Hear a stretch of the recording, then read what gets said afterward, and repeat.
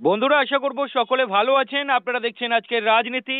আজকের ভিডিওটা পুরোটা দেখবেন। আজকের কথা বলবো বাংলার পরিস্থিতি, বাংলার নোংরা রাজনীতি নিয়ে আজকে কথা বলবো। আজকে আমাদের সঙ্গে রয়েছেন কলকাতা হাইকোর্টের উকিল পাড়ার বিখ্যাত উকিল, অন্যতম উকিল প্রবীর চ্যাটার্জি। স্যার, আপনাকে আমাদের চ্যানেলের তরফ থেকে অসংখ্য ধন্যবাদ। আপনাকেও ধন্যবাদ সুখেন বাবু।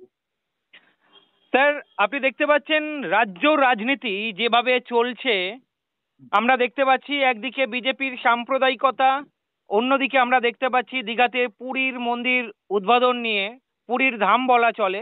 কিভাবে ব্যাখ্যা করবেন যেখানে এতজন যারা যোগ্য চাকরি প্রার্থী রাস্তায় বসে রয়েছে, যারা শিক্ষকরা রাস্তায় বসে রয়েছে, স্কুলগুলো বন্ধ, এই অবস্থায় দীঘাতে জগন্নাথ মন্দির? বিজেপির সাম্প্রদায়িকতা সিপিএমই একমাত্র বামপন্থীরাই পারে কমব্যাট করতে, অর্থাৎ তাদের প্রতিরোধ করতে। এবং বিজেপির অস্তিত্ব এখন কতটুকু, কোন তলানিতে ঠেকেছে, তাদের নিজেদের মধ্যে মারপিট গুলো দেখতে পাচ্ছেন না? সকালবেলা প্রবাদী আমি আপনাকে একটা ছবি পোস্ট করেছিলাম যে এটা প্রচার করুন। রীতিমতো ভাবে সেখানে প্রচার চলছে। দিলীপ বাবু যে কাজ করেছেন তার বিরুদ্ধে সমস্ত বিজেপির অধিকাংশ নেতারা, অর্থাৎ এদের কোনো মত এবং পথের ঠিক নেই। এদের একটাই লক্ষ্য হচ্ছে বামপন্থীদের বিরোধিতা করা এবং তৃণমূলীদের তোষামোদ করা বা তাদেরকে চাটুকারিতা করা।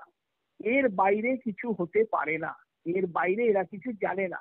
আসলে এনাদের, অর্থাৎ রাষ্ট্রীয় স্বয়ংসেবক সংঘের দুর্গা ছিলেন আমাদের কে, সেটা আর বলে দিতে তো হয় না।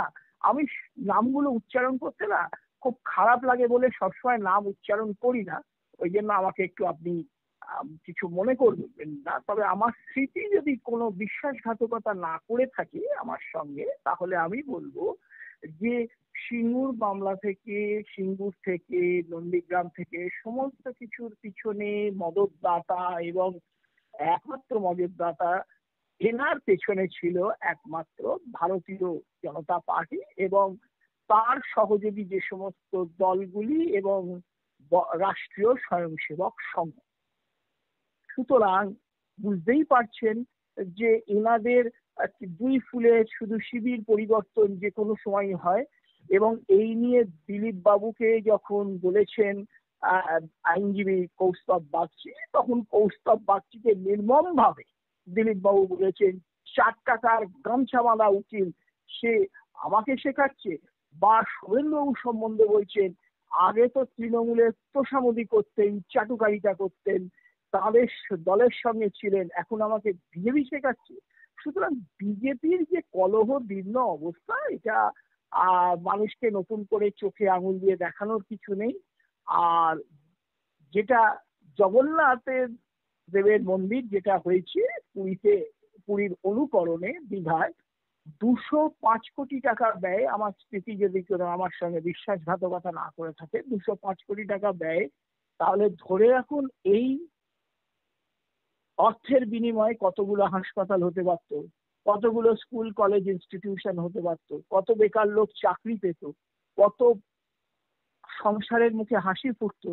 আজকে বিষয়টা হচ্ছে যে যারা যারা এখানে পাঁচটা করে ধরে, সে ইঞ্জিনিয়ারই হন, ডাক্তারই হন, কি উকিলবাবুই হন, কি ধরে নিন যদি আইটি সেক্টরে কোনো ব্যাপারে চাকরির জন্য চেষ্টা করা ছেলে বা মেয়ে হন, তারা প্রত্যেকে পুরীর পান্ডা বা পুরীর মানে যেটা জগন্নাথ দেবের মন্দিরের পান্ডা হওয়ার জন্য, অর্থাৎ দীঘার জগন্নাথ দেবের মন্দিরের পান্ডা হওয়ার জন্য লাইন লাগাতে পারে।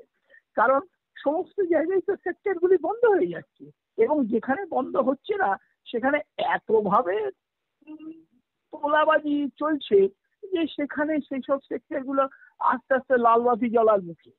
আর এখানে জগন্নাথ দেবকে যিনি ভগন্নাথ দেব বলে সম্ভাষণ করেন, আর তার বিদ্যা বুদ্ধি বুদ্ধিবৃত্তি সম্বন্ধে কি করে বলি বলুন? সে তো আমাদের দুর্ভাগ্য। আমরা নিজেরা অপদার্থ, সেই রকম আমরা অপদার্থ সরকার পেয়েছি।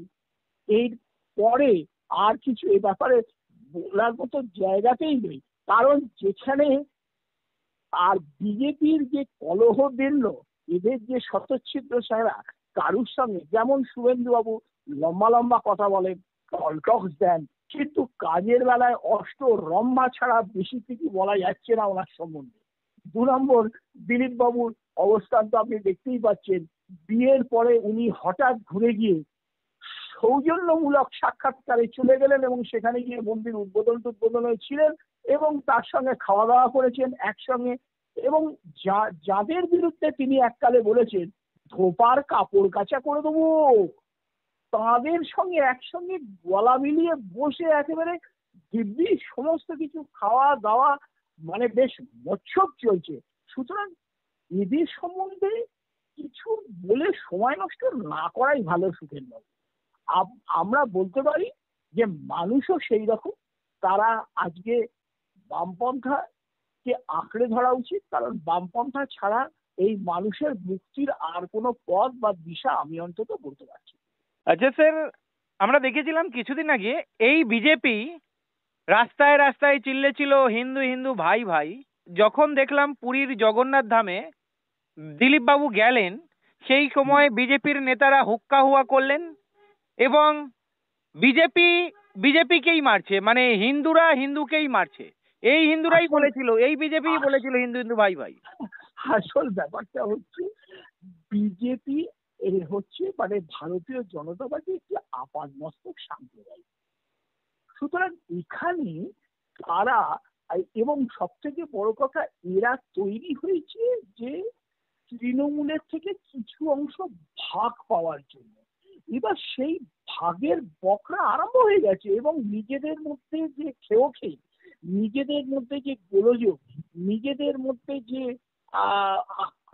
আক্রমণের ব্যাপার, এবং নিজেদের মধ্যে আজকেও আমি আপনার কথা বলতে পারি বিভিন্ন চ্যানেলে দেখছি বিভিন্ন জায়গায় মারপিট হচ্ছে, ওকে বাঁশ নিয়ে তাড়া করছে, ওকে লাঠি নিয়ে তাড়া করছে, ওর জামা ছেড়ে দিচ্ছে। কেন? তার কারণটা হচ্ছে যে এগুলি হচ্ছে অন্তর্দলীয় মানে অন্তর্কলহ, অন্তর্দলীয় অন্তর্কলহ, এবং এই কলহটা রাখতে পারছে না চেপে এখন বাইরে প্রকাশ করছে। বিশেষ করে দিলীপ বাবুর ঘটনায় বিরাট ভাবে সেটব্যাক করেছে এই দলটি। এখন আমি বলবো it is the high time for the বামপন্থী সিপিএম যে তারা যদি এর থেকে রিপ এ গুড হারভেস্ট, অর্থাৎ যদি ভালো ফসল ফলিয়ে নিতে পারেন, তাহলে সেটা বাংলার পক্ষে মঙ্গলদায়ক হবে।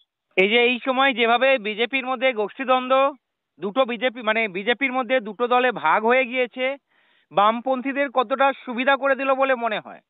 অনেক হিন্দু বুঝতে পারছে এই বিজেপি তৃণমূলকে হারাতে পারবে না। এটা সবাই বুঝতে পারছে এবং আরো বুঝবে মানুষ, ক্রমশ আরো বুঝবে। কারণ দুটো দলই হচ্ছে একেবারে লুম্পেন বাহিনী।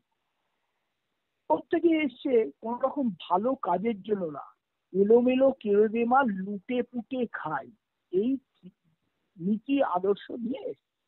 সুতরাং এদের মধ্যে তো এই জিনিসগুলি থাকবেই এবং এই জন্যই অন্তর্কলহ, অন্তর্দ্বন্দ্ব, নিজেদের মধ্যে মারপিট খেয়েই শুরু হয়ে গেছে। কারণ এরা কিন্তু, আপনাকে একটা ব্যাপার মনে রাখতে হবে যে আমি মনে যা স্মৃতি আছে তার থেকে বলতে পারি যে এই আরএসএস অর্থাৎ বিজেপির একটি অর্গানাইজেশন, তারাই বলেছিল যে উনি হচ্ছেন দুর্গা। তা দুর্গার সহায়তার জন্য এদেরই একাংশ বকলমে এনার হয়ে কাজ করছে। সব দলটাই কাজ করছে, পুরো দলটাই কাজ করছে, কিন্তু এখন একেবারে প্রকট হয়ে গেছে, এখন একেবারে পরিষ্কার হয়ে যাচ্ছে যত দিন যাচ্ছে, অর্থাৎ 26 যত এগিয়ে আসছে, 2026 অর্থাৎ নির্বাচন, সাধারণ নির্বাচন, তত প্রতীয়মান হচ্ছে যে এই দলটি হচ্ছে একেবারে পুরোপুরি শাসক দলের বিটি, বা এরা হচ্ছে শাসক দলের পরিপূরক। সেই জন্য মানুষ যদি ক্রমশ মোহভঙ্গ হয় এবং তারা যদি তাদের ভালো মন্দ বিবেচনা করে ঠিক জায়গা মতন জায়গায় ভোটটি দিয়ে যদি বামফ্রন্টের জয়যাত্রাকে সুনিশ্চিত করতে পারেন, আপামর জনসাধারণের সেখানে মঙ্গল।